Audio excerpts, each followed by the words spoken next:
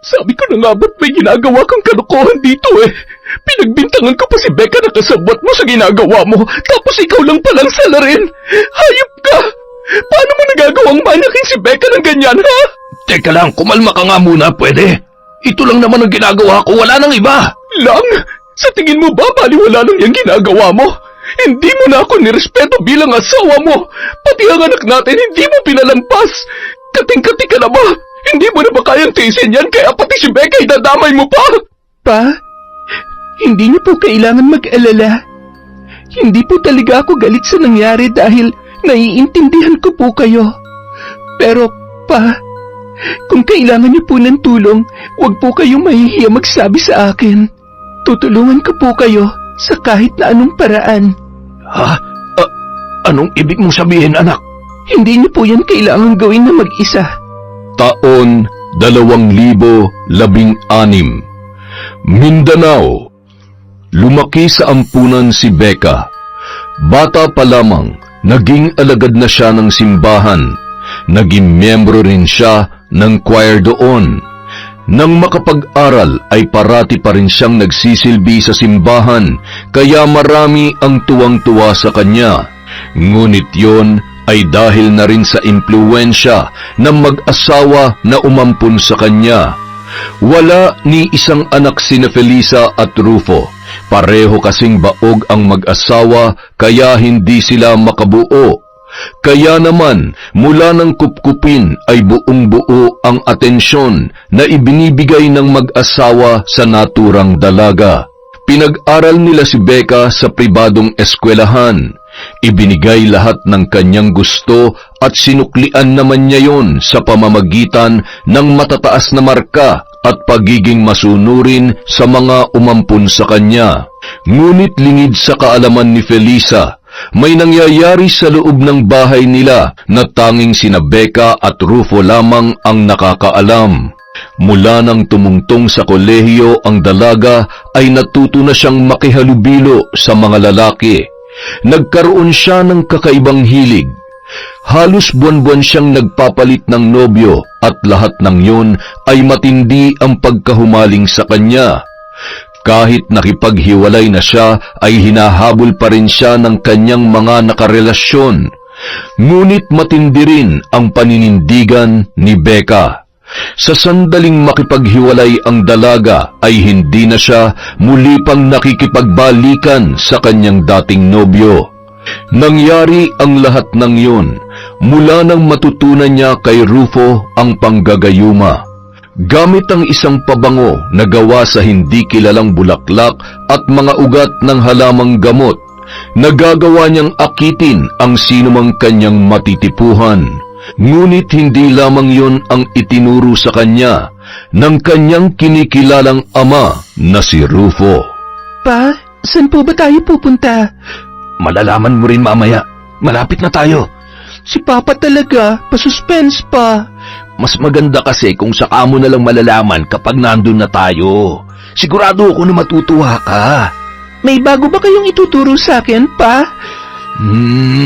Parang ganun na nga. Excited na po ako, Pa. Huminto ang minamanehong sasakyan ni Rufo sa tapat ng isang luma at abandonadong bahay. Unang tingin pa lamang ni Becca, nagkaroon na siya ng ideya na pagmamay-ari yon ng mga yumaunang kamag-anak ng kanyang kinikilalang ama dahil sa nabasa niyang apelyido na nakaukit sa pinto. Excited ka na ba sa mangyayari ngayon, ha? Opo, pero matanong ko lang, kanino pong bahay ito? Sa Lola Carmen ko. Madalas ako rito nung binata pa ako dahil palagi akong kinukulit ni Lola na dalawin siya. Sa katunayan nga, hindi na namin nailibing ang mga abo ni Lola kaya hanggang ngayon, nandito pa rin yun. Huh? Talaga po? Pwede pala yun, Pa? Hindi, pero wala na kami nagawa dahil nung pinaglalamayan pa namin siya matapos i-cremate ang katawan niya, nagkaroon ng malakas na lindol. Nabasag yung urn niya kaya kumalat na lang yung abo ni Lola. Tapos yung binagsakan pa mismo yung parte ng sahig na nag-crack sa lakas ng lindol. Mula noon, hindi na namin ipinalinis tong bahay. Hindi na rin pinatirhan. Ipinaubaya na lang namin sa ala-ala ni Lola Carmen. Ngayon lang po ako nakarinig ng ganyang kwento, Pa. Ibig sabihin po pala, never iniwan ng lola niyo tong bahay? Oo, kaya hanggang ngayon, nandito pa rin siya. Madalas pa rin akong pumupunta rito pero dahil parte ka na rin ng pamilya ko, sa tingin ko, hindi na ako mag-iisa sa pagdalaw dito sa susunod. Tama po kayo dyan pa. Mukhang magugustuhan ka po dito. Hindi ka ba natatakot kahit mukhang haunted house na tong pinasok natin? Bakit naman po ako matatakot? Kasama ko naman po kayo ni Lola Carmen. Baka nga nakangiti pa siya ngayon dahil masaya siya na i-welcome ako dito. Masaya siya na nandito ka, anak. Halika, dadalhin kita sa kwarto ni Lola. Ipinakita ni Rufo kay Becca ang kwarto ng kanyang Lola Carmen nung yun ay nabubuhay pa. Kumpleto pa rin ang mga gamit doon kahit halos mabalot na ng alikabok at halos matakpan na rin ng mga agiw sa tagal ng abandonado ng bahay na yun. Maya-maya pa, nagawi si Becca sa tapat ng isang malaking aparador. Binuksan niya yon at mula roon ay nakita niya ang bilog na salamin na halos kasing laki lamang ng kanyang ulo. Sa tabi noon ay may mga kandilang mukhang hindi pa nasisindihan, ngunit ang pinaka nakaagaw pansin sa kanya ay ang itim na libro. Walang nakasulat sa pabalot, ngunit may nakaukit doon na simbolo. Kinapa niya ang pabalat noon na puno ng alikabok at hinaplos ng mga daliri ang simbolo na tila nag-uudyok sa kanya na buklatin yon at tingnan ang anumang nilalaman ng libro. Maya-maya pa, lumapit sa kanya ang kanyang ama-amahan. Nanatili sila roon ng ilang sandali para ituro ng lalaki ang paraan ng pambabarang na natutunan niya kay Lola Carmen. Tuwang-tuwa naman si Becca at walang alinlangan niyang itinaya ang kanyang kaluluwa para sa kaalamang yun. Mula ngayon, ito na ang magiging proteksyon mo. Walang sino man makakapanakit sa'yo. Ano man pagpapahirap ang gawin sa'yo, kayang-kaya mo nang ibalik sa kanila. At maaaring higit pa, Becca. Mula nung araw na yun, naging mas matapang na si Becca at naging mas malakas pa ang kanyang loob na gawin ang mga bagay na hindi niya pa nagagawa. Na-enjoy niya ang nakukuhang atensyon mula sa mga kalalakihan. Bagamat hindi naman niya pinapatulan ang ibang pumoporma sa kanya, madalas na may babaeng sumusugod para siya ay kumprontahin. May mga pagkakataon din na nasasaktan siya ng mga yon, kaya hindi siya pumapayag na hindi niya magagantihan ang sinuman na mananakit sa kanya. Mabilis na lumipas ang mga taon. Naging gabay ni Becca ang kakayahang itinuro sa kanya ni Rufo.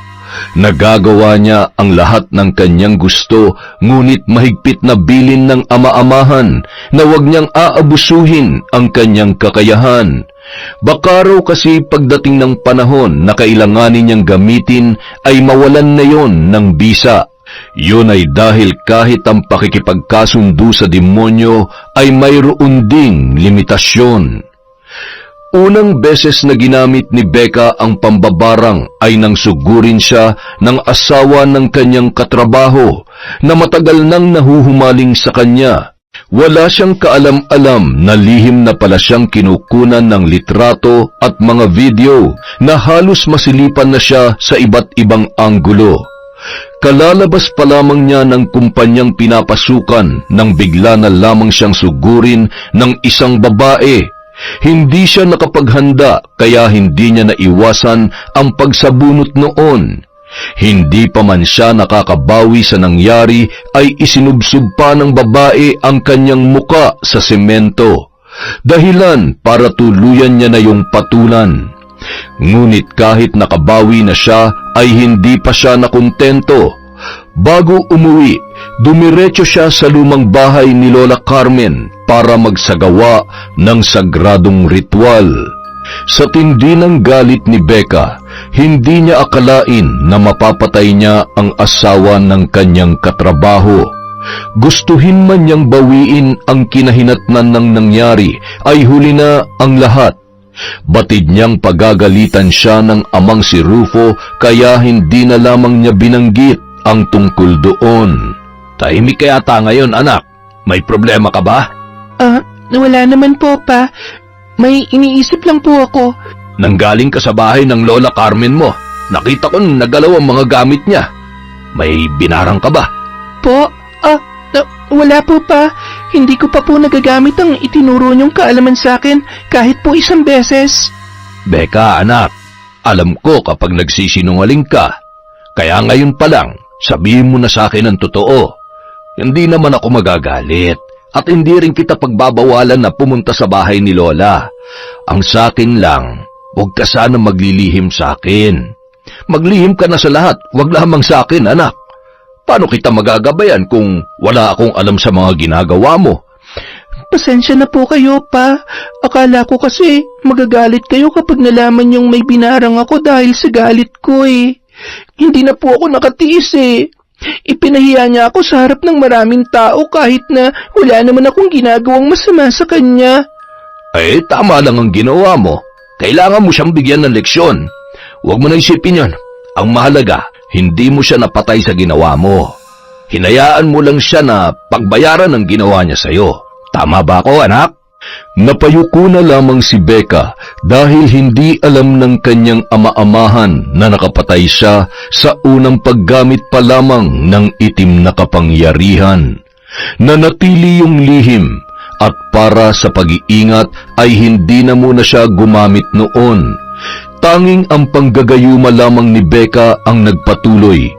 Hanggang sa hindi inaasahan ay nabighani sa kanya ang kapatid ng kanilang alkalde. Sumali siya sa isang beauty pageant sa kanilang barangay. Nang manalo siya roon ay siya ang inilaban sa iba pang barangay. Sa patimpalak na yon, nakuha niya ang atensyon ni Emilio na isa sa nakuhang hurado. Bagamat hindi siya nanalo nang matapos ang contest ay kaagad siya nung inalok na ihahatid pa uwi. Rebecca, yun ang pangalan mo, tama? Becca na lang po, sir. Sige, kung yan ang gusto mo. Pauwi ka na ba? Ihatid na kita. Po? Naku, wag na po, sir. Nakakahiya naman po sa inyo, tsaka malayo po yung lugar namin. Hindi ba mas dapat kitang ihatid? Delikado sa daan. Susunduin naman po ako ni Papa mamaya. Kung papayag kang ihatid kita, makakapagpahinga pa ang tatay mo. Huwag kang mag-alala, hindi naman ako masamang tao. Tsaka kilala mo na ako. Kapatid ako ng mayor dito. Kuya niya ako, kaya safe ka sa akin. Kung gusto mo, magpaalam ka muna sa tatay mo at sabihin mo sa kanya na ako ang kasama mo. Para kung sakaling may mangyari, alam nila kung sino hahabulin nila. Sige na nga po, sir. Ite-text ko na lang po si Papa para hindi niya na ako sunduin. Matapos magpaalam sa ama, sumama na si Becca kay Emilio. Palagay naman agad ang loob niya sa lalaki kahit na yun pa lamang ang unang beses na sila ay nagkakilala. Marami agad yung ikinuwento sa kanya. Nalaman niya na may-ari pala yun ng iba't ibang negosyo. Natuwa siya sa nalaman dahil mukhang mapapakinabangan niya ang lalaki. Kung hindi niyo po mamasamain, pwede ko po bang malaman kung bakit kayo naghiwalay ng asawa niyo? Madalas na kasi kaming hindi nagkakasundo sa mga bagay-bagay eh. Kaya, ayun, nagpasya na lang kami na maghiwalay na lang. Paano po yung mga anak ninyo? Malalaki na rin naman ang mga anak namin. Nasa Chicago sila. Doon na sila nakatira. Matagal ko na rin hindi nakakasama yung mga yon. Ibig niyong sabihin, yung asawa niyo at yung mga anak niyo, lahat po sila nasa Chicago? Oo, kaya ako lang ang nasa bahay ngayon. Kapag nakatungtong ka ron, baka hindi mo na gustuhin umuwi. Sabihan mo lang ako kung interested ka. Parang nakakahiya naman po kung basta na lamang ako pupunta sa bahay niyo. Nako, hindi ka naman basta pupunta ron. Ako mismo magsasama sa'yo at susunduin pa kita sa inyo. Sige po, kapag ka po nagkaroon ako ng panahon. Siya nga pala, huwag ka nang mangupo sa akin, pwede? Alam kong malayo ang diferensya ng edad natin, pero hindi kasi ako komportable pag nangungupo sa akin ang kausap ko eh. Ganun po ba? Ay, ganun ba? Sige, hindi na ako mangungupo mula ngayon. Yan, ganyan nga. Mas maganda yan pakinggan. Doon na nagsimulang maging malapit sa isa't isa sina Becca at Emilio. Natuwa siya dahil hindi niya na kinailangan pa na gumamit ng gayuma. Mula nang dalhin siya ng lalaki sa bahay noon ay nasundan pa yon ng nasundan hanggang sa halos doon na tumira ang dalaga. Niligawan siya ni Emilio at agad niya namang sinagot ang lalaki sa kabila ng pagtutol ng kanyang mga magulang. Ngunit nang sumama ang loob sa kanya ng ama-amahan ay nakaisip siya ng solusyon sa problema. Pa, pwede ba tayo mag-usap? Saka na tayo mag-usap kapag nakipaghiwalay ka na dun sa Emilio na yon. Nakipaghiwalay na po ako sa kanya. Talaga?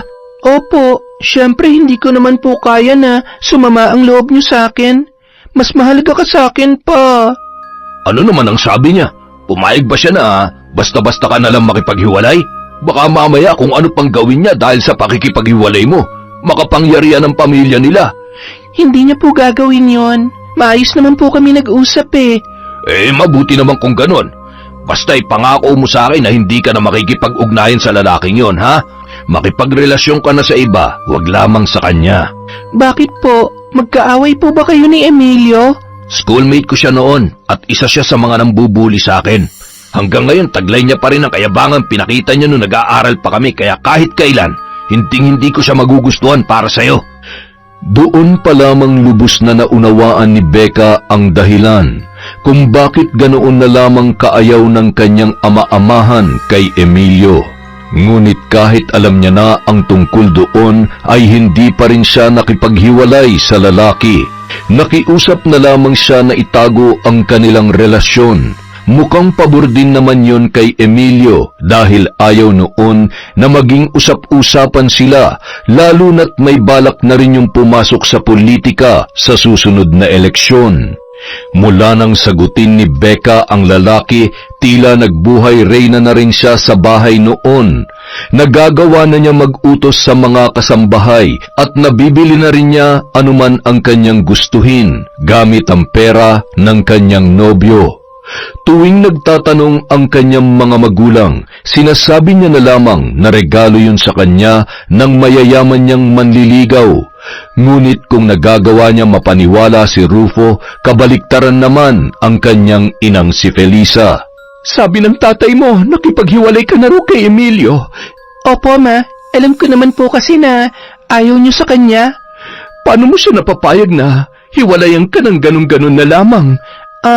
Sinabi ko lang po na may iba na akong nagugustuhan. Hindi yun basta-basta tatanggapin ni Emilio. Paano niyo naman po nasabi yan? Kilala niyo rin po ba siya? Oo, dahil isa rin ako sa mga nakarelasyon niya nung high school. Talaga po? Wow, ang galing naman. Ibig po palang sabihin, pareho kayo ni na Papa ng school noon? Oo, at isa rin ako sa mga dahilan ng hindi nila pagkakaunawaan. Nabuli niya si Rufo dahil alam ni Emilio na magkaibigan kami. Pinagselosan niya ang tatay mo. Kaya kung iniisip mo makipagrelasyon pa rin kay Emilio, pag-isipan mo na mabuti dahil hindi mo alam ang takbo ng utak niya. Sinabi ko naman po sa kanya na hindi kami bagay sa isa't isa, kaya napapayag ko siya na maghiwalay kami. Naiintindihan niya naman po yon, ma. Kaya wag na po kayo mag-alala. Hindi po ako gagawa ng ikakasama ng loob niyo ni Papa. Sana nga, Becca. Sana nga. Batid ni Becca na hindi pa rin niya nakukumbinsi ang kanyang ina sa kabila ng kanyang mga sinabi, kaya naging maingat na lamang siya sa kanyang mga ginagawa. Palagi siyang nag-iisip ng kapani-paniwalang dahilan tuwing umaalis siya ng bahay at natatagalang makauwi dahil naroon siya sa bahay ni Emilio. Ngunit nang minsan siyang umuwi sa kanila ng biglaan, hindi niya inaasahan ang kanyang maaabutan sa kanyang silid noong mga oras na yon. Kitang-kita ng kanyang mga mata si Rufo, nakaupo sa gilid ng kanyang kama habang hawak ang isa sa mga litrato niya na kuha sa swimsuit competition sa isang pageant na kanyang sinalihan. Maya-maya pa napasinghap siya at natutup ang bibig nang mapagtanto ang ginagawa ng ama-amahan habang nakatitig yon sa kanyang litrato. partikular sa ibabang bahagi noon. Bahagyang nakababa ang pantalon ni Rufo habang pinapaligaya ang kanyang sarili. Hindi siya kaagad nakapagsalita, dala ng pagkagulat sa kanyang nakita, hanggang sa ang lalaki na mismo ang nakapansin na siya ay naroon. Nataranta si Rufo nang siya ay makita. Dali-dali noong itinaas ang kanyang pantalon at walang imik na nilampasan siya para makaalis ng silid na yon. Naiwan naman si Becca na nakatulala at hindi pa rin makapaniwala sa nangyari. Ilang sandali siyang napaisip, ngunit ang kanyang ipinagtataka, wala man lamang siyang naramdaman ni katiting na galit o pagkadismaya sa ginawa ng kinikilala niyang ama. Kinuha niya ang litratong hinawakan noon at tinitigan. Hindi ko akalaing maaakit ka rin sa alindog ko, Papa. Sa hindi malamang dahilan, tila nasiyahan pa si Becca sa nangyari. Pagsapit ng hapunan, hindi nag-atubiling lumabas ng silid ang dalaga. Hindi makatingin sa kanya si Rufo at wala silang imikan kahit malapit na silang matapos sa paghahapunan. Doon naman hindi nakatiis si Felisa na tila nakikiramdam lamang sa kanilang dalawa. Parang kanina pa kayo tahimik. May problema ba kayong mag-ama? Meron ba kayong pinag-awayan? Apo? Wala po, Ma. Wala lang po siguro sa mood makipagkwentuhan si Papa kaya tahimik siya ngayon. Pero wala naman po akong problema sa kanya. Kung ano man po ang nagawa niya, bali wala lang po sa akin yon. Bakit? Ano bang ginawa mo kay Becca, Rufo? Nagpapasundo po kasi ako sa kanya kanina pero hindi po nasagot ni Papa yung tawag ko. Kaya po, umuwi na lang po ako mag-isa. Ayun, medyo nagigilty po siguro siya na hindi niya ako nasundo kaya po, tahimik si Papa. Kayo naman kasi, maliit na bagay lang naman yung nagawa nyo. Hindi nyo na po kailangan mamroblema. Bagamat makahulugan ang mga binitawang salita ni Becca, laking pasasalamat na lamang niya na hindi nakahalata ang kanyang inainahan. Wala pa rin yung alam sa nangyari sa kanyang silid at tanging sila lamang ni Rufo ang nakakaalam. Nang maghahating gabi na, naalimpungatan si Becca nang makarinig siya ng mahinang pagkatok. Kaagad siyang bumangon para buksan ang pintuan.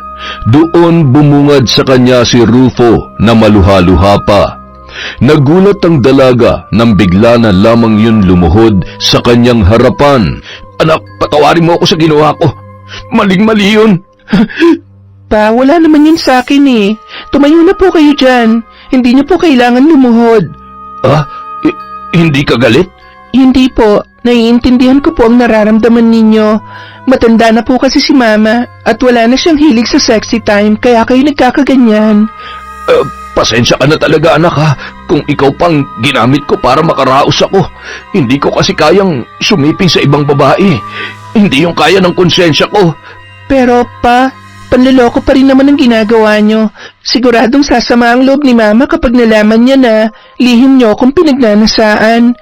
Hindi ko lang talaga napigilan ang sarili ko pero alam kong mali ang ginawa ko. Kung gusto mo akong kasuhan, anak, tatanggapin ko. Handa akong pagbayaran ng ginawa kong kasalanan. Maling-mali yun. Pa, hindi ko po kayo kakasuhan. Tsaka huwag po kayo mag-alala dahil hindi makakalabas ang tungkol doon. Tayo lang po makakaalam ng ginawa ninyo. Pero anak, nabastos kita. Itinuring mo akong ama at pinagkatiwalaan pero nagawa pa rin kitang pagnasahan. Pa, hindi nyo kailangan mag-alala. Hindi po talaga ako galit sa nangyari dahil naiintindihan ko po kayo. Pero pa, kung kailangan nyo po ng tulong, huwag po kayong mahihiya magsabi sa akin. Tutulungan ko po kayo sa kahit na anong paraan. Ha? Anong ibig mong sabihin, Becca? Hindi nyo po yung kailangan gawin mag-isa. Pwede kitang tulungan makaraos pa. Akong hahanap ng babae para sa'yo at sisiguruhin natin na hindi yun malalaman ni Mama. Doon nagsimula ang mas malaki pang kasalanan na ginagawa ni Rufo. Dala ng matinding tukso ay hindi tinanggihan ng lalaki ang alok ng kanyang anak-anakan. Tuwing hating gabi, lumalabas si Rufo para puntahan ang babaeng ipinakilala ng dalaga. Imbis na sa hotel ay nagkikita na lamang ang dalawa sa likod bahay. Ngunit sa katagalan, hindi na rin nagugustuhan ni Becca ang matinding pagkahumaling ni Rufo sa ibang babae. Umabot na kasi yun sa punto na wala nang pakialam kahit mahuli pa ni Felisa. Kaya nagpasya si Becca na kausapin na ang ama-amahan.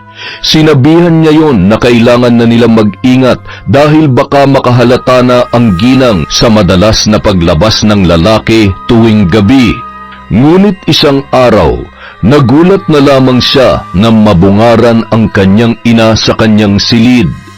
Blanko ang ekspresyon ng ginang at hindi tulad noon na laging nakangiti at naglalambing sa kanya. Ma, ano pong ginagawa niyo rito? Gabi na po Nagpapahinga na po dapat kayo. Umalis na naman ang ama mo. Alam mo ba kung nasaan siya? Po, hindi naman po siya nagsabi sa akin, Ma. Huwag ka na magsinungaling, Becca. Alam ko magkasabot kayo ni Rufo sa ginagawa niyang panloloko sa akin. Nasaan siya? Ma, huwag niyo naman akong inaakusahan ng ganyan. Kung may ginagawang kalokohan si Papa, hindi ko siya kukonsintihin. Mahal ko po kayo, alam niyo po yan. Kung ganoon, bakit laging sinasabi ng ama mo na may lakad kayong dalawa tuwing umaalis siya? O baka naman kayo talaga magkasama? Magsabi ka sa akin ng totoo. May nangyayari ba rito na hindi ko alam? Ma, wala po. Bakit po ba kayo nag-iisip ng ganyan? Mama naman mataas po ang respeto ko sa inyo ni Papa. Malabo yung sinasabi ninyo. Totoo na may lakad kami ni Papa dahil pinapasyal niya ako. Kumakain kami sa labas at binibilhan niya ako ng gamit. Di ba ginagawa niya naman po yun kahit noon pa? Kaya wag niyo naman po sanang pag-isipan na masama ang simpleng pagbabanding namin ni Papa. Pasensya ka na, anak.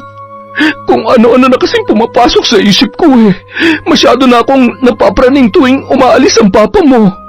Nagbago na siya. Hindi na siya ang asawang nakasama ko sa loob ng maraming taon. Ngayon lang siya naging ganito, Becca. Gusto niyo po ba kausapin ko siya? Tatanungin ko si Papa kung anong problema para magkaayos na po kayo. Hindi naman kami magkaaway, anak. Nararamdaman ko lang na parang nanlalamig na siya sa akin. Sa tingin mo, anong dahilan para magkaganoon siya? Wala po talaga akong alam, Mama. Pasensya na po kayo, pero kapag nakausap ko po si Papa, baka sakaling may malaman ako. Huwag na, anak. Ako nang bahalang kumausap sa kanya. Pasensya ka na kung napagbintangan pa kita na kasabot ng Papa mo. Wala po yun, Mama. Basta lagi niyo lang pong isipin na mahal ko kayo ni Papa at hindi ko po kayo kayang saktan. Napangisi si Becca nang mapaniwala niya ang kanyang ina. Labag man sa kalooban niyang magsinungaling at lokohin ang babaeng kumupkup sa kanya, ay mas nanaig ang kagustuhan niyang pagtakpan si Rufo. Dahil madalas na rin si Becca sa bahay ng kanyang nobyo, nakakalabas-masok siya roon kahit wala ang lalaki. Ibinilin kasi noon sa dalawang kasambahay na papasukin siya at asikasuhin tuwing dumarating sa bahay. Sinamantala niya naman ang pagkakataon dahil bihira lamang siyang makaranas ng ganoon. Ngunit may mga pagkakataon na napagmamalditahan niya ang mga kasambahay. Sinisigaw-sigawan niya ang mga yon kapag hindi kaagad nasusunod ang kanyang utos. May isa ring pagkakataon na ibinato niya ang inihaing pagkain dahil hindi niya gusto ang pagkakaluto. Batid ni Becca na nagtitimpi lamang sa kanya ang mga kasambahay at natatakot na magsumbong sa amo dahil sa posibilidad na mawalan ng trabaho. Isa pa, masyadong kilala at makapangyarihan sa lugar na yon ang pamilya ni na Emilio. Mayor ang kapatid niyang lalaki, congressman ang panganay na kapatid at gobernador naman ang kanilang ama. Sino mang magkaroon ng atraso sa mga yon ay nalalagay sa alanganin. Tuwing naroon naman si Emilio ay maayos ang pakikitungo ni Becca sa mga kasambahay. Bumabalik siya sa pagiging mahinhin at mahiyaing dalaga na nakilala ng lalaki. Malayong malayo yon sa ugali na ipinapakita niya kapag wala roon ang kanyang nobyo. Gabi na nang makauwi si Emilio, sasalubungin na sana niya ng yakap ang lalaki, ngunit agad siyang natigilan nang makita ang kasama noon. Han, nandito ka na pala. Sino yung kasama mo? Pamangkin ko, si Joaquin. Ikaw pa rin madalas kinukwento sa akin ni Emilio. Nice meeting you nga pala. Kilala mo na siguro ako, no? Oo. Nasabi na sa akin ni Tito. Ikaw si Becca, di ba? Paano? Maiwan ko muna kayo rito. Magbibihis lang ako sandali. Joaquin, yung bilin ko, ha? Huwag ka mag-alala, Tito. Hindi ko yung nakakalimutan. Bilin? Anong binili niya sa'yo? Ha? Wala yun. Huwag mo nang isipin yun. Hindi nga. Curious lang kasi ako. Sige na nga. Sabi kasi ni Tito, mag-behave raw ako. Baka raw kasi makursunadahan kita, tangkaing ligawan. Sa kanya ka lang daw eh. Ganon? Sinabi niya talaga yon? Oo, pero kahit naman nakita ko na sa personal na maganda ka nga, wala naman akong balak na manira ng relasyon. Natahimik si Becca sa sinabing yon ni Joaquin. Lihim siyang umasa na sa unang pagkikita pa lamang nila ay maaakit niya na ang binata. Sa maikling pag-uusap ay nakuha na agad ng lalaki ang atensyon ni Becca at hindi niya yun naramdaman nung una nilang kita ni Emilio. Marami pa sanang gustong itanong si Becca at gusto pa niyang mapahaba ang usapan nila ni Joaquin, pero nang makabalik na si Emilio ay agad na siyang binakuran ng kanyang nobyo. Samantala, hindi naman nawala ang pagdududa ni Felisa sa asawang si Rufo. Palagi pa ring nawawala tuwing gabi ang lalaki kapag pakiramdam noon ay malalim na ang kanyang tulog. Kinagabihan, muli siyang nakiramdam. Sa pagkakataong yon, balak na niyang sundan ang asawa para hulihin sa ginagawang kalokohan. Ngunit pagkalabas ni Rufo ng kanilang silid, nagtaka siya nang hindi naman niya yon nakitang tumungo sa pinto palabas ng bahay. Ilang sandali pa, huminto ang kanyang asawa sa tapat ng silid ni Becca. Teka, anong gagawin niya sa kwarto ni Becca? Nakauwi na kaya ang batang yon? Marahan na naglakad si Felisa. Ilang sandali pa, itinulak niya ang pinto ng dahan-dahan na halos hindi maramdaman ni Rufo.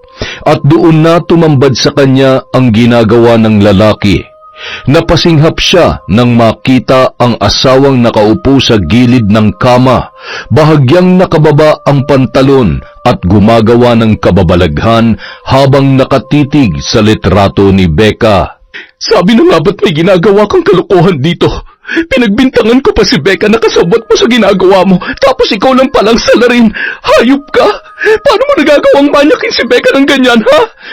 Teka lang, kumalma ka lang muna, pwede? Ito lang naman ang ginagawa ko eh, wala nang iba. Lang? Sa tingin mo ba baliwala lang yung ginagawa mo? Hindi mo na ako nirespeto bilang asawa mo. Pati ang anak natin, hindi mo pinalampas. Kating-kati ka na ba? Hindi mo na ba kayang tiisin yan, kaya pati si Becca idinamay mo pa? Mahal, magpapaliwanag ako. Makinig ka lang muna sa akin. Wala naman akong ginawa masama kay Becca. Hanggang dito lang talaga ang ginagawa ko. Pero mali yan, Rufo. At napakababoy mo para pagpantasya ng batang tayo mismo nagpalaki. Halos buong buhay niya tayong kasama niya at itinuring niya tayong mga magulang. Tapos ikaw, anong ginagawa mo? Binababoy mo ang anak natin. Kahit pa hindi mo siya huwakan at kahit idahilan mo na tinititigan mo lang ang litratong yan, wala pa rin pinagkaiba yon dahil si Becca pa rin yan, Rufo. Naiintindihan mo ba? Ha? Patawarin mo ako, mahal. Hindi na ito mauulit. Basta pag-usapan na lang natin to ng matiwasay. Sa pag-aakalang hindi pa alam ni Becca ang ginagawa ni Rufo, ay inilihim muna ni Felisa ang kanyang natuklasan. Bagamat galit pa rin ay pinatawad niya ang asawa para sa ikaayos ng pamilyang yon. Ayaw niya na maramdaman ni Becca na may lamat na ang kanilang pagsasama dahil noon pa man ay walang ibang hinangad ang dalaga kundi ang buong pamilya na hindi niya naranasan noon. Habang abala sa pagluluto, inaabala rin ni Rufo ang sarili sa pagbabasa ng libro nang maabutan ni Becca ang mag-asawa. Kararating pa lamang ay napansin na niya ang tila distansya sa pagitan ng dalawa. Kaagad niyang nilapitan ang ina para pasimpleng magtanong. Ma, ayos lang po ba kayo? Bakit naman hindi? Ang tahimik niyo po kasi, tsaka parang hindi kayo nagkikibuan ni Papa. Nag-aaway po ba kayo? Hindi anak. May konti lang na hindi pagkakaintindihan pero ayos na kami ng papa mo. O siya, maupo ka na dyan at malapit na ako matapos sa niluluto ko. Maghahapunan na tayo. Dahil alam ni Becca na hindi talaga magsasabi sa kanya ang ina, ay si Rufo na lamang ang kanyang tinanong. Doon niya nalaman na si Felisa na mismo ang nakahuli sa kanyang ama habang gumagawa ng kababalaghan sa kanyang silid. Ipinagkibit balikat na lamang niya ang nangyari dahil nagkaayos na rin naman ang dalawa. Sa muli namang pagkikita ni Becca at Joaquin, mas lalo siyang naging interesado sa binata, lalo na nang malaman niya na matagal nang walang nobya ang lalaki. Napapadalas na rin ang pagpunta noon kina Emilio, kaya sinasadya niyang magtagal sa bahay para mas matagal din silang magkasama. Habang nagtatanghalian, napansin niya na panay ang sulyap sa kanya ng binata. Nginingitian lang niya naman yon dahil hindi nila magawang makapag-usap nang silang dalawa lamang kapag naroon si Emilio. Habang tumatagal, nagugustuhan na ni Becca si Joaquin. Ibang-iba ang binata sa tiyuhing si Emilio. Palaging mahinahon at tunay ang ipinapakitang kabutihan. Hindi kagaya ng kanyang nobyo na ginagawa lamang yon para magpabango ng pangalan. Hindi rin yon kinakitaan ng kayabangan kahit minsan. Masaya naman si Becca sa relasyon nila ni Emilio pero hindi na rin niya mapigilang mapaisip kung bakit ang pakiramdam niya ay itinatago siya ng lalaki. Han? May kailangan ka ba? Wala naman. May gusto lang sana akong itanong sa'yo. Oh, ano yun? Kailan mo ako ipapakilala sa mga kaibigan mo? Tsaka kailan mo ako ipapakilala sa publiko bilang girlfriend mo? Han, hindi pa pwede ngayon. Masyado pa akong busy, tsaka nagagamit ko rin ang karisma ko sa mga tao para magustuhan nila at tumatak ang pangalan ko sa kanila. Kapag nalaman nila na may girlfriend na ako, mawawalan na sila ng gana. Mawawala yung kilig nila tuwing nakikita nila ako. Ay, sabagay. Pero minsan kasi, hindi ko rin mapigilan mapaisip kung ano kaya ang pakiramdam na maipakilala bilang babae na mahal ng isang Emilio Valeria. Darating din tayo dyan, Han. Sa ngayon, bubusugin na lang muna kita ng pagmamahal ko. Konti pa lang kasi nakakaalam ng tungkol sa atin. Kala ko kasi tinatago mo lang talaga ako kasi may iba ka pang babae. Babae? Mukha ba akong babaero?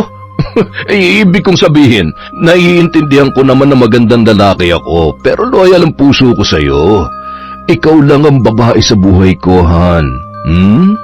Bahagyang napangiwi si Emilio matapos yung sabihin sa dalaga.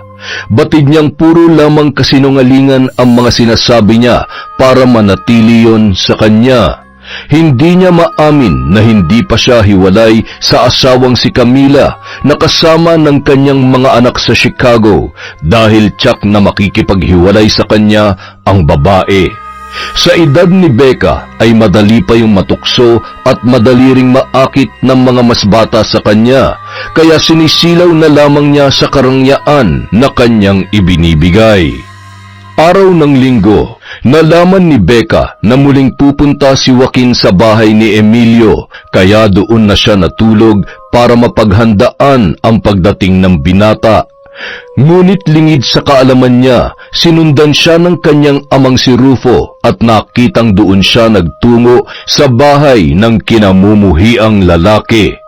Nagngingit-ngit ang kalooban ni Rufo sa kanyang natuklasan, ngunit nagpasya siya na hindi na lamang banggitin kay Felisa ang nalaman dahil tiyak na kagagalitan noon ang dalaga at baka paghigpitan pa. Gayunpaman, hindi niya rin kayang hayaan na maloko ni Emilio ang kanilang kaisa-isang anak.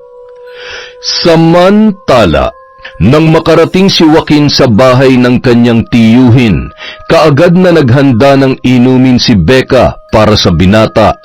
Lingid sa kaalaman ng lalaki, sinadya niyang ihanda ang inuming yon na hinaluan niya ng likido na ginagamit niya sa panggagayuma. Tingnan ko lang kung hindi ka pa mabaliw sa pagkahumaling mo sa akin. Matapos mong inumin to, sigurado akong gagawin mong lahat para makuha mong atensyon at pagmamahal ko. Joaquin, inom ka muna. Ako nagtimpla niyan. Hinanda ko talaga yan para sa'yo. Salamat nag-abala ka pa. Pero mamaya ko na lang iinumin.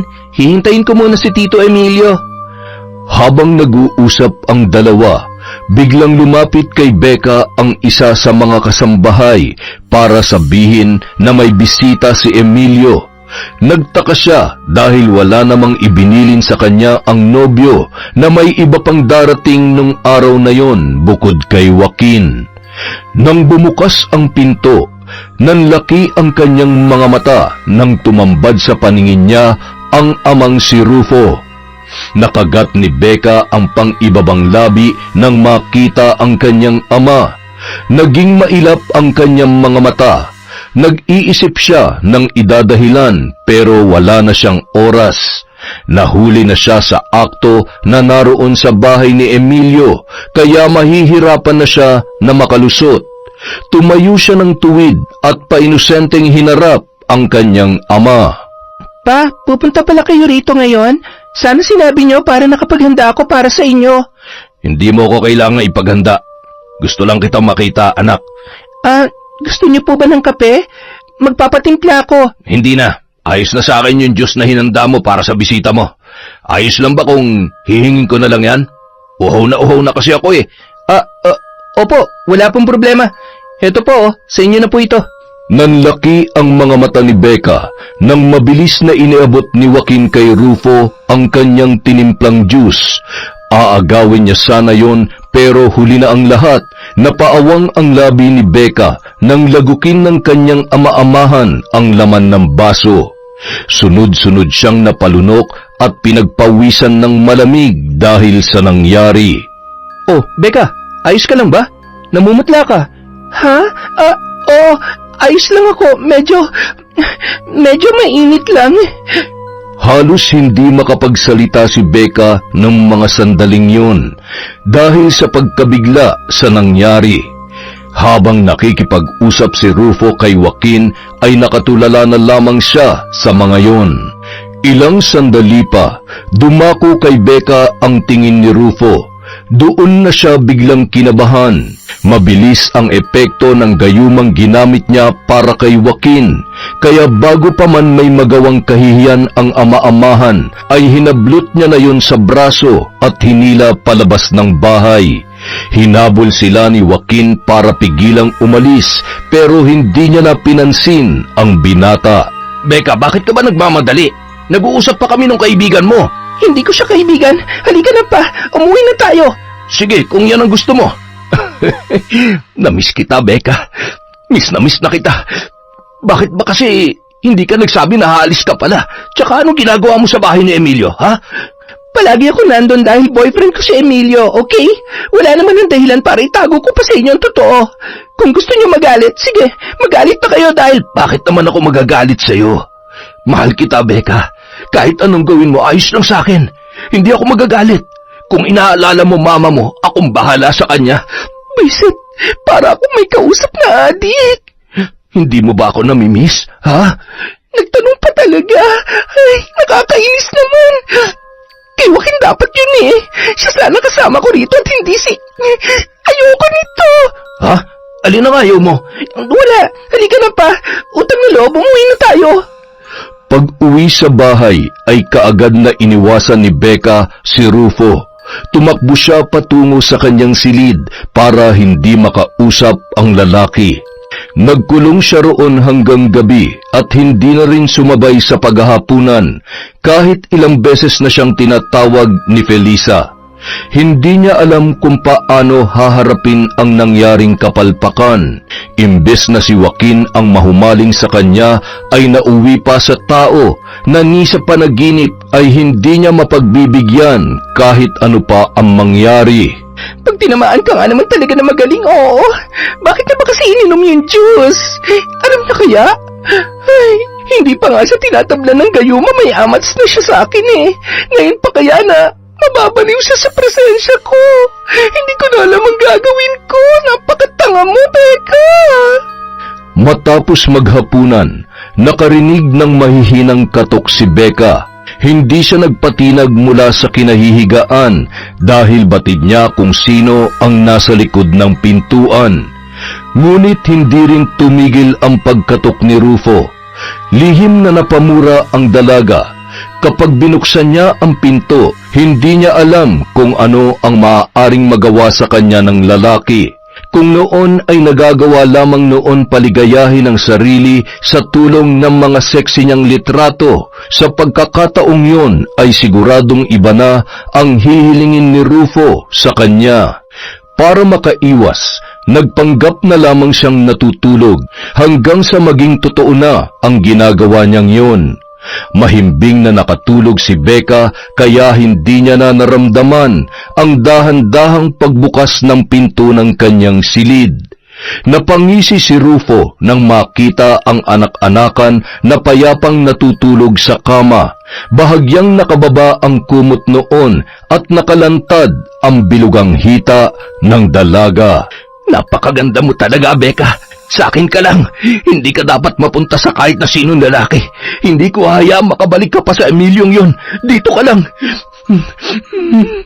Ang bango-bango ng buhok mo. Niyakap ni Rufo ang dalaga at humiga sa tabi noon hanggang sa hilahin na rin siya ng antok. Kinaumagahan, naalimpungatan si Becca nang maramdamang tila may mabigat na nakadaan sa kanyang mga hita. Dahan-dahan niyang iminulat ang kanyang mga mata. Maya-maya pa, napasigaw siya nang makita si Rufo na natutulog sa kanyang tabi habang nakapatong ang kaliwang hita sa kanya.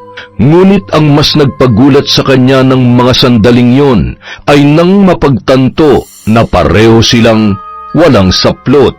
Nanginginig na kinapa ni Becca sa isipan kung ano ang nangyari bago siya makatulog. Ngunit lalo lamang siyang naguluhan nang maalala na wala doon si Rufo nung siya ay nakatulog. Hanggang sa nahagip ng paningin niya ang bungkos ng mga susi na nakapatong sa ibabaw ng mesa sa gilid ng kanyang kama.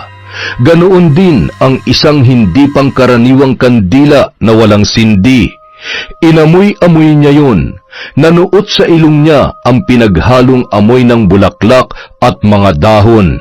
Malakas ang hinala niya na yun ang ginamit ni Rufo para mas lalong humimbing ang kanyang pagtulog at hindi niya mamalayan ang ginawa sa kanya ng kanyang ama-amahan. Nagilid ang kanyang mga luha at naikuyom ang kamao sa tindi ng galit kay Rufo. Isa lamang ang malinaw sa kanya nung mga sandaling yun. Pinagsamantalahan siya ng kinikilala niyang ama at hindi na siya ligtas pa doon. Bago pa man yun magising ay tahimik niyang inayos ang kanyang mga gamit. Maingat siyang lumabas ng silid, dala ang bag na naglalaman ng mga importante niyang kagamitan, pati na rin ang pera at mga alahas na ibinigay sa kanya ni Emilio. Aalis na ako at hindi na ako babalik sa bahay na ito. Hindi ko nagugustuhin pa makasama ang hayop na Rufong yun. Pagdating ni Becca sa bahay ni Emilio ay kaagad na bumuhos ang kanyang mga luha. Nang maabutan doon si Joaquin. Ano nangyari? Bakit ka umiiyak? Pinalayas na ako sa amin. Wala na akong ibang matutuloyan. Kailangan mong kausapin si Tito para matulungan ka niya. Pero teka, bakit ka naman palalayasin ng mga magulang mo? Di ba nag-iisang anak ka lang nila? Hindi nila gusto mga ginagawa ko. Ayaw nila na nagpapageant ako at ayaw pa nila akong payagan na magkaroon ng boyfriend sa edad kong ito. Ha? Matanda ka na para magdesisyon para sa sarili mo. Yun na nga eh. Pero hindi nila ako pinakikinggan. Gusto nila sila lang palagi ang masusunod dahil sila ang magulang. Kausapin mo na lang sila ulit kapag kaya mo na silang harapin. Pero sa ngayon, palamigin mo na lang muna ang sitwasyon. Kaya lang, hindi talaga ako sigurado kung papayag si Tito na dito ka na talaga titira. Bakit? May tinatago ba siya sa akin? Ha? Hindi. Hindi naman yun ang ibig kong sabihin.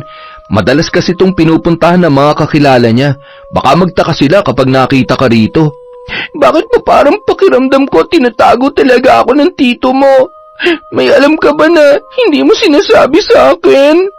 Sa tingin ko, si Tito dapat ang kausapin mo. Ayoko siyang pangunahan at ayoko ring manghimasok sa relasyon ninyong dalawa. Sa sinabing yon ni Joaquin, muling nabuhay ang pagdududa ni Becca sa kanyang nobyo. Pakiramdam niya noon ay marami pa siyang hindi alam tungkol kay Emilio, kaya naman nang sila ay magkaharap, hindi niya na pinalagpas pa ang pagkakataon. Ano? Bakit ka umalis sa inyo? Hindi ko na kaya manatili pa sa bahay. Baka sa susunod hindi mo na ako makita ulit. Ibig sabihin, dito mo na planong tumira? Ganun na nga. Okay lang naman sa'yo, di ba? Wala naman sanang problema, pero madalas kasi rito ang mga kakilala ko eh. May mga katungkulan din sila, yung iba taga-media pa. Kapag nakita ka nila, baka magawan nila ako ng issue. Makakasira yun para sa pagtakbo ko sa darating na eleksyon. Puro eleksyon na lang ba talagang iisipin mo? Kala ko ba mahal mo ako? Mahal kita, pero pwede naman kitang bilhan na lang ng kondo para... Ayoko ng kondo! Ditong gusto ko kasama mo! Ay, pwede ba? Huwag naman matigas ang ulo mo. Binibigay ko naman ang lahat ng gusto mo, kaya huwag mo akong pahirapan, please. Paano naging mahirap yon? Pwede naman ako magtago kapag nandito yung mga kakilala mo ah. Hindi mo kasi naiintindihan eh. Eh di ipaintindi mo sa akin. Ganun lang naman yun kasimple. Maliban na lang kung ikinakahiya mo ako sa mga kakilala mo o baka naman may iba ka pang babae kaya tinatago mo lang ako. Ilan ba kami, ha? Bakit ka ba nagkakaganyan? Akala ko naiintindihan mo ko kaya ang amo-amo mo sa akin. Tapos ngayon, nagdududa ka lang pala? Gusto ko lang naman na ipakilala mo ko eh. Pero sige, kung hindi pa talaga pwede, maghihintay ako. Basta hiyaan mo lang ako na manatili rito sa bahay mo, kahit 1 linggo lang bago mo ako hanapan ng malilipatan. O sige, 1 linggo lang ha? Hindi na pwede mas matagal pa ron. Gaya ng napagkasunduan, tumira si Becca sa bahay ni Emilio. Nakailang tawag na sa kanya sina Felisa at Rufo, pero ni isa sa mga yon ay hindi niya sinagot. Nagbilin na rin siya sa mga kasambahay at security guard na huwag ipapaalam sa mga magulang niya na doon siya tumutuloy sakaling magawi ang mga yon. Lingid sa kanyang kaalaman, naging ugat na yon ng mas malalim pang hindi pagkakaunawaan sa pagitan ng kanyang mga magulang. Bakit ka ba nagkakaganyan? Kanina ka pa hanap kay Becca. Wala ka ng ibang bukang bibig kundi si Becca. Ayaw nga tayo makausap ng batang yon, hindi mo ba naiintindihan? At hindi na ako magtataka kung ikaw ang dahilan ng pag-alis niya. Tumahimik ka! Mahal ko si Becca. Gusto ko siya makita at makasama. Para akong mababaliw kapag hindi ko alam kung nasaan siya. Masyado ka nang nahuhumaling sa kanya. Hanapin natin siya, Felisa. Gustong gusto ko na siya makita. Akin lamang siya. Hindi siya pwede mapunta sa ibang lalaki. Baliw ka na. Ano ba nangyari sa'yo, ha? Tuloy ka na ba nasiraan ng ulo? Kilabutan ka naman sa mga sinasabi mo. Ikaw ang kikilabutan sa akin kung hindi mo ititikom yung bibig mo. Mahal ko si Becca at akin lang siya. Tigilan mo na yung kabaliwan mo. Hindi kayo pwede ni Becca. Yan ang itatak mo dyan sa utak mo. Hindi nagustuhan ni Rufo ang mga binitawang salita ni Felisa. Sa galit ng lalaki ay hindi no napigilan ang sarili at nasaktan ang kanyang asawa. Sinubukang makiusap ng ginang ngunit tila bingi at manhid na si Rufo ng mga sandaling yon. Wala nang ibang nasa isip kundi ang makuha si Becca. Napuno ng pasa ang muka at ibang parte ng katawan ni Felisa dahil sa pananakit ni Rufo. Nang akmang aalis na ang asawa para hanapin ang dalaga, sinikap niyang tumayo para pigilan yon. Ngunit pinagtatadyakan siya ng lalaki hanggang sa manikip ang kanyang dibdib at tuluyan ng magdilim ang kanyang paningin. Samantala, kasarapan noon ng paliligo ni Becca sa malawak na pool sa bahay ni Emilio nang tila may kumagat sa kanyang binti. Napatili siya at dali-daling umahon sa tubig. Kaagad niyang tiningnan ang parte ng binti kung saan mayroong kumagat sa kanya. Ngunit nang masuri niya yon ay wala naman siyang nakita na kahit ano. Pero ang ipinagtataka ng dalaga, mabilis na namula ang parting yon at kumalat pa sa buo niyang binti. Maya-maya pa, nakaramdam siya ng matinding pangangati. Halos makamot niya na ang buong katawan, ngunit hindi pa rin yun nababawasan. Lalo lamang lumala ang pangangati na animoy nagmumula sa loob ng kanyang katawan. Naging mas mariin ang bawat kamot niya sa kanyang balat. Dahil mahaba rin ang kanyang kuko ay halos bumaon na yon sa makinis niyang balat na isa sa kinababaliwan sa kanya ng mga lalaki na nakakatipo sa dalaga. Ano bang nangyayari sa akin? Hindi pwede to. Sira na ang balat ko. Nararamdaman mo na ba ang karma ng pagiging makating babae? Napalingon si Becca sa pinagmulan ng boses. Tumambad sa kanyang paningin ang may edad na babae na nakasuot ng pulang bestida na may tatak ng mamahaling brand. Gayun din ang bag at sapatos na suot noon. Kumikislap din sa liwanag ang mga suot na alahas ng naturang babae. At sino ka naman? Kilala ba kita? Paano ka nakapasok dito, ha? Nagbilin ako sa mga katulong na wag silang tatanggap ng bisita. Huwag kang magalit sa kanila. Sinunod naman nila ang ipinag-uutos mo. Pinaglololoko mo ba ako, ha? Paano ka nakapasok kung hindi sila nagpapasok sa'yo? Simple lang ang sagot dyan. Sino nga bang nakakalabas-masok dito nang hindi na kailangang pagbuksan ng mga kasambahay? Ang may-ari, hindi ba? Sinasabi mo bang ikaw may-ari nitong bahay? Hoy, huwag kang feeling dyan. Si Emilio may-ari nito. Sa kanya lahat ng... Tama ka rin naman. Pero hindi lang siya may-ari ng bahay na ito, kundi kaming dalawa. Oo nga pala, hindi mo pa ako kilala. Ako nga pala si Camila, ang nag-iisa at legal na asawa ni Emilio. Anong pakialam ko? Hiniwalayan ka na nga niya eh. Isa lang ang ibig sabihin nun, hiniwalayan ka kasi nabubulok ka na. Kesa naman sa'yo na nalalamog na. Hindi ka ba naaawa sa sarili mo? Inuuto ka lang at pinaglalaroan ng asawa ko. Hindi kami hiwalay. Kailangan ko lang samahan ng mga bata sa Chicago. Kung wala pang nakapagsabi sa akin na may ibinabahay ng kabit si Emilio, hindi pa sana ako uuwi ngayon. Hindi ako kabit. Hiwalay na kayo ni Emilio at ako na ang mahal niya. Hindi ikaw. Huwag kang ang ilusyonada. Kahit kailan, wala ka magiging karapatan sa asawa ko dahil ako lang ang legal na asawa niya. Kaya tigilan mo na yung kahibangan mo at bumalik ka na sa pinanggalingan mong malandi ka. Kahit isinampal na kay Becca ang katotohanan, hirap pa rin siyang paniwalaan yun. Ngunit maliwanag pa sa sikat ng araw na ang babaeng kaharap niya ay ang legal na asawa ni Emilio. Pinatunayan yon ng mga kasambahay at ng security guard. Para siyang basang sisiw ng kaladkarin ng gwardya palabas ng bahay na tanging dalawang manipis na tela lamang ang saplot sa katawan. Napaluha si Becca sa nangyari sa kanya. Kahit ang mga personal niyang gamit ay hindi niya na nakuha dahil pinagpilitan ni Camila na pera nilang mag-asawa ang ipinambili ng mga yon. Akala ni Becca doon na matatapos ang kamalasan niya nung araw na yon. Ngunit habang nakatayo siya sa labas ng gate, sa pagbabaka sakaling makakauwi ng maaga si Emilio, ay may ibang sumalubong sa kanya. Becca, bakit nandito ka sa labas? Tsaka bakit may mga sugat ka? Halika, isuot mo tong jacket ko. Nanginginig ka sa lamig. Wala nang nagawa pa si Becca nang igiya siya ni Rufo sa nakahintong sasakyan. Wala na siyang mapagpipilian ng mga sandaling yun dahil nakaagaw na rin siya ng atensyon sa mga dumaraan sa parting yon ng subdivision.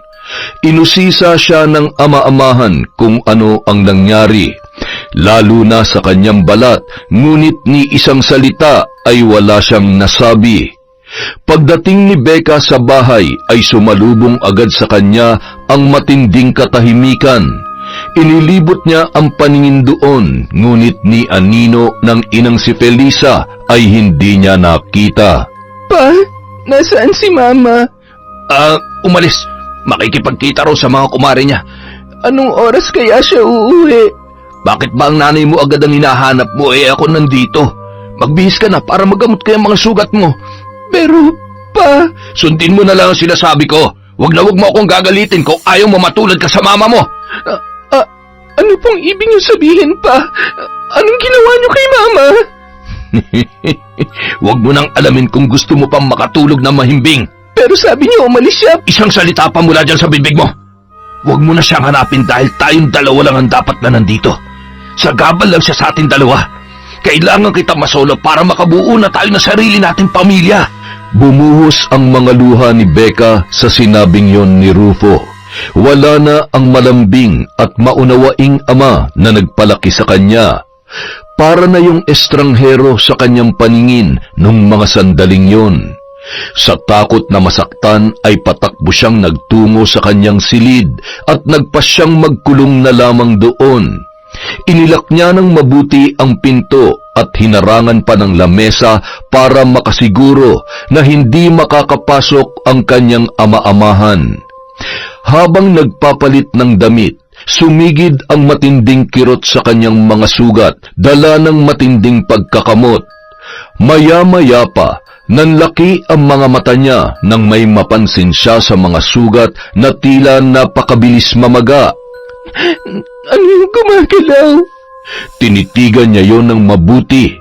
Ilang sandali pa, nagsitayuan ang kanyang mga balahibo nang unti-unting lumabas ang katawan ng maliliit na uod sa kanyang mga sugat.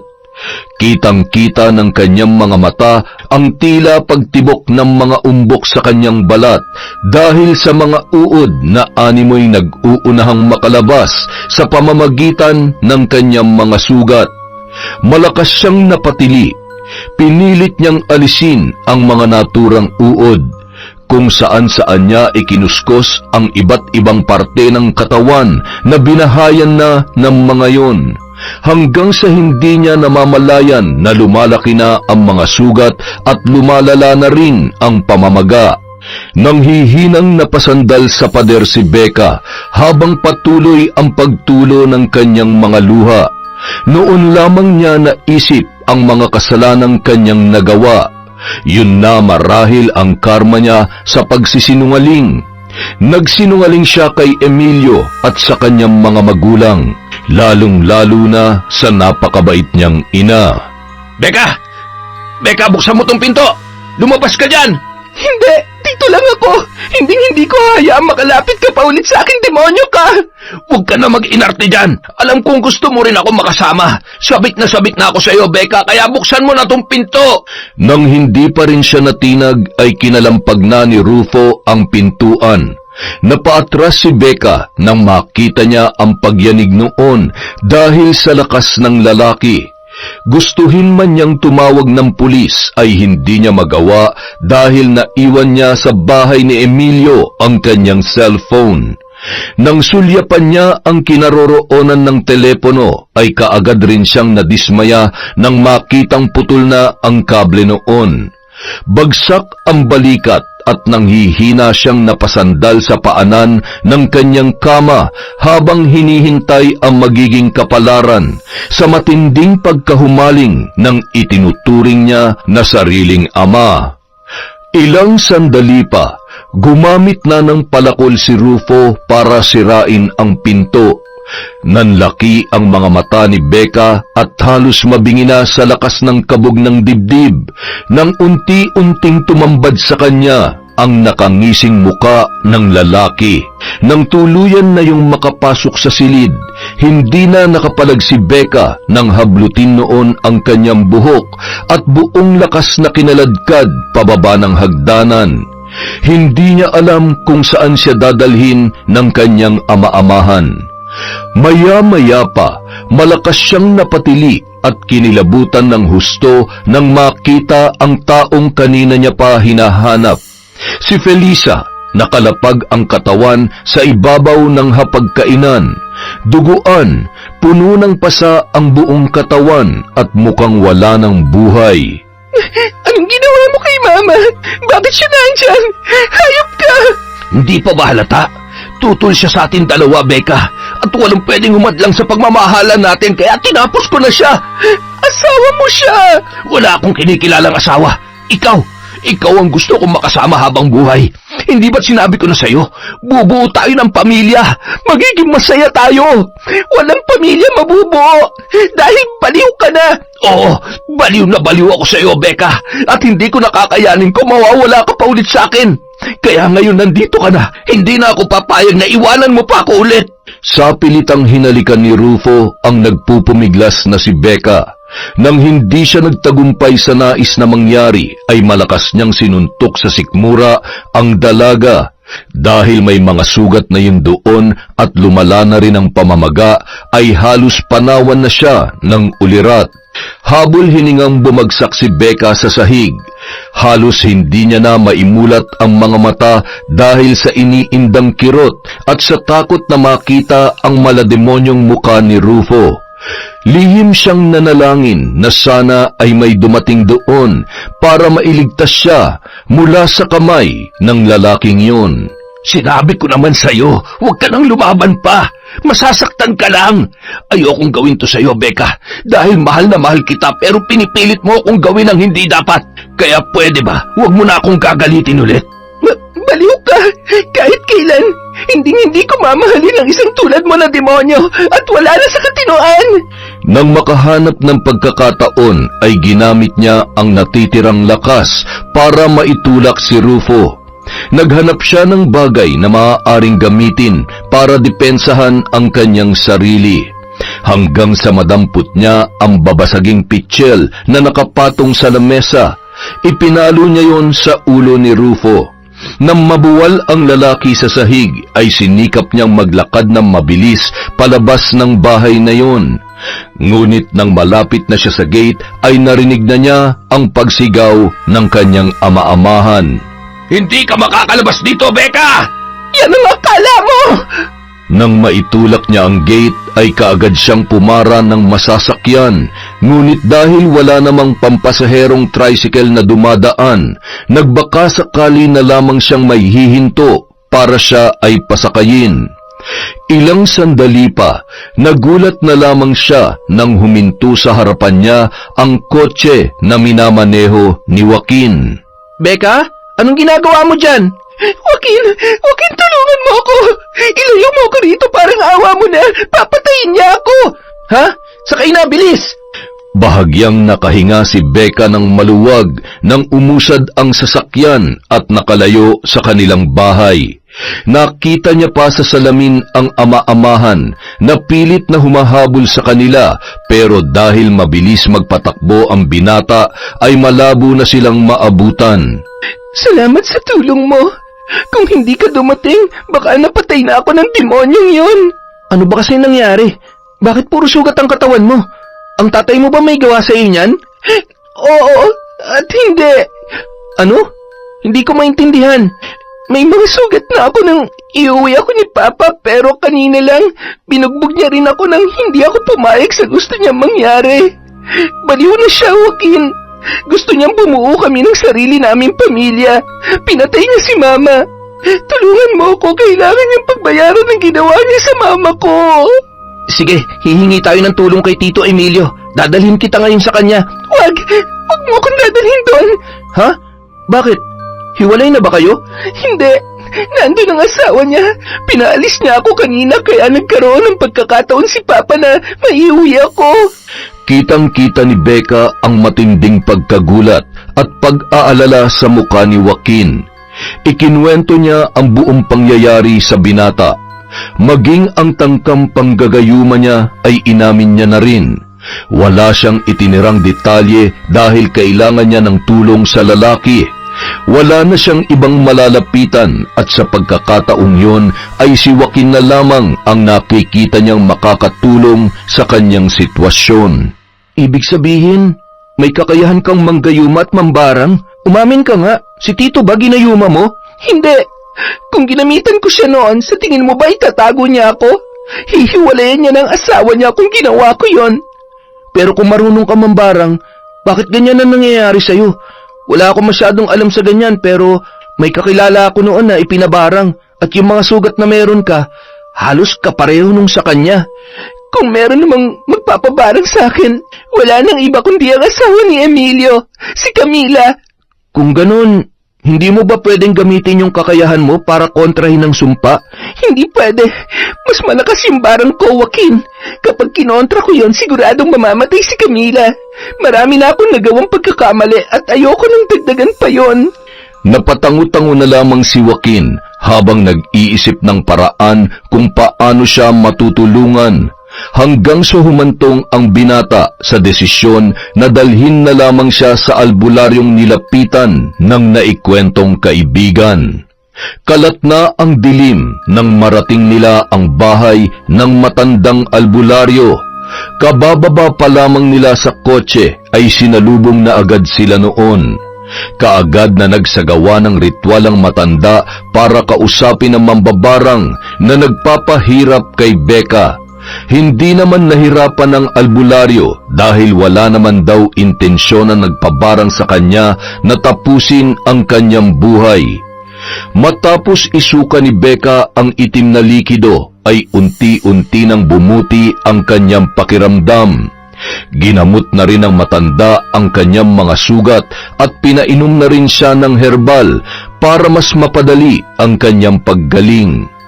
Ngunit bago sila umalis, sinubukan ni Becca na itanong sa albularyo kung may magagawa rin yun para alisin ang epekto ng gayuma kay Rufo. Natuwa siya nang malamang isa yon sa mga espesyal na kakayahan ng matandang albularyo. Joaquin, maraming salamat ha. Sa lahat ng taong nakilala ko, hindi ko akalaing ikaw pa mismo ang tutulong sa akin. Wala yun.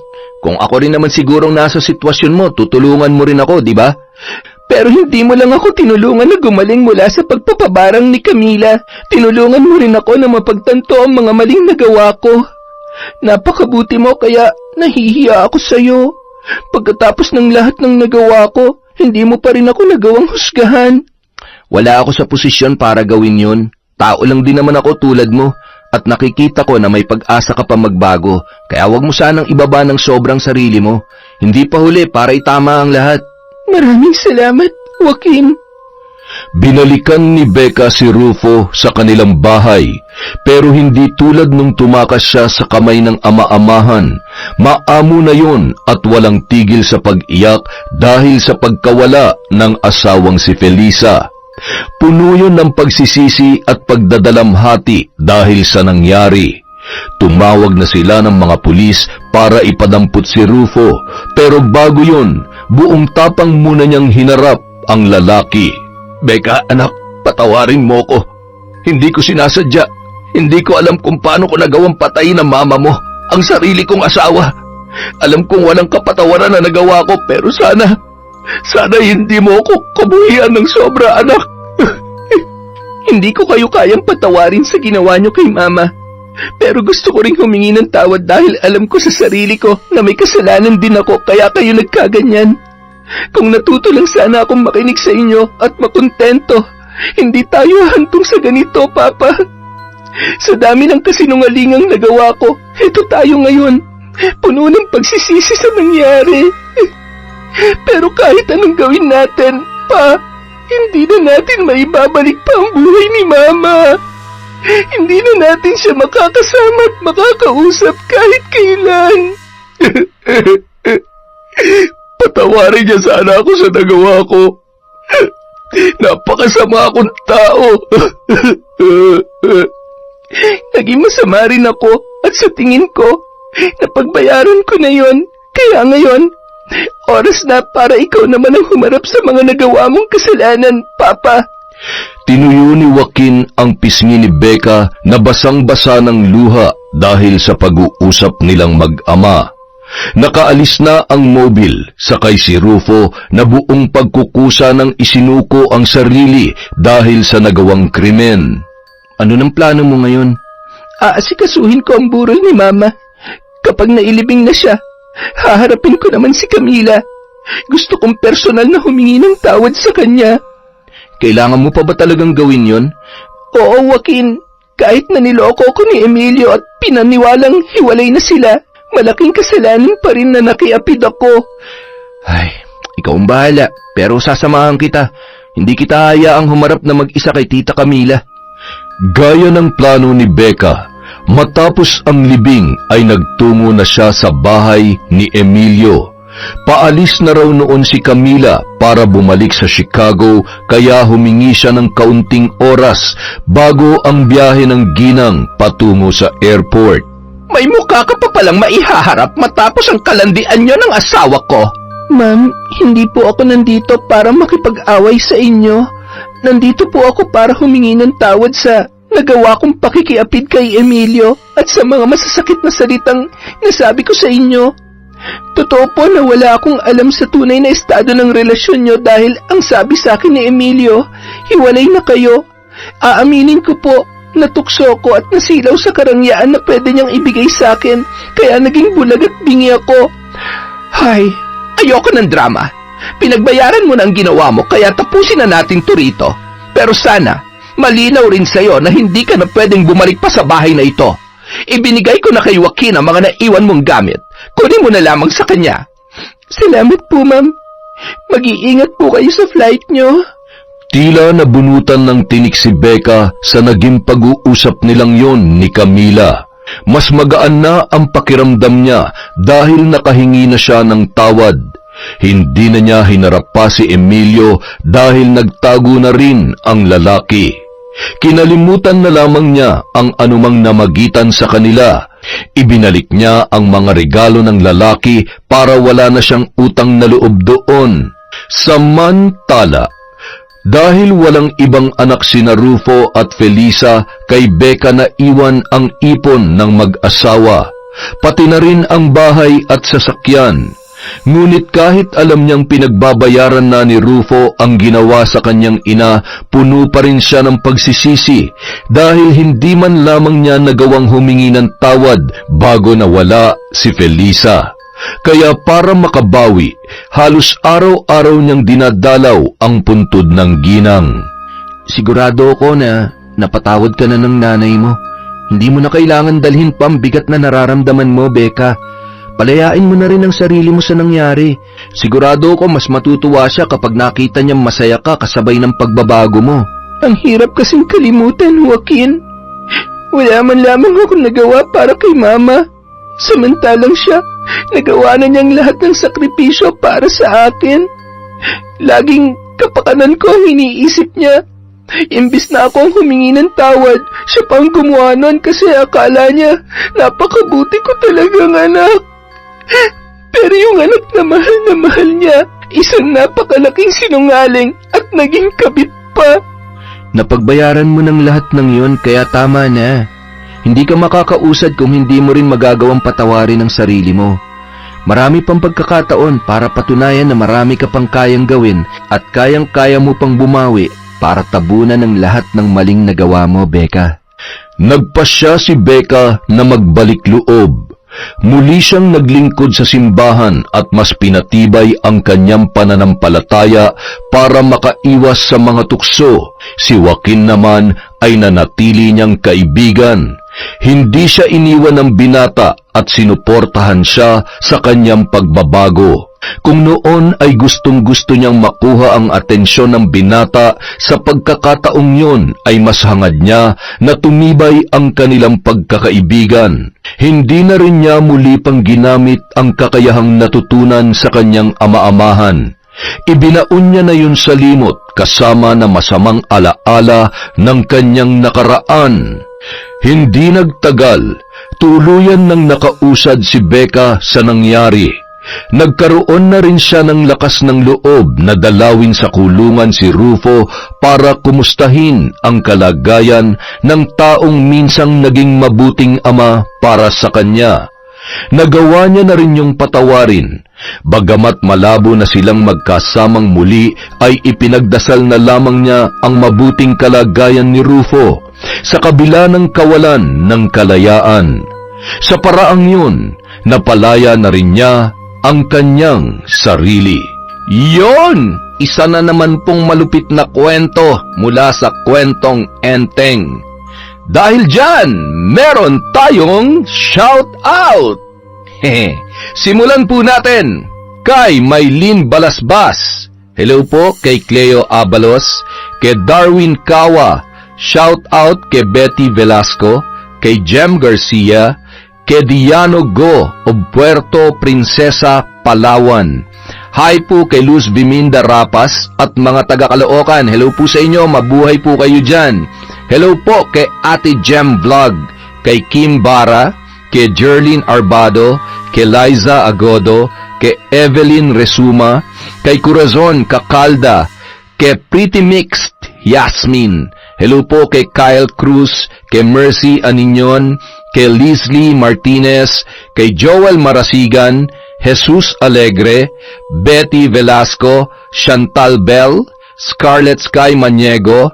Hello po kay Boss Kimpoy Feliciano, kay Noemi Garcia Pabunan, kay Hayashi Megan. Shout out kay Emma Dumato, kay Sel Pingaw. Hi kay Tita Serrano, kay Jeanette Jacinto, kay Gina Noble, kay Annalie J.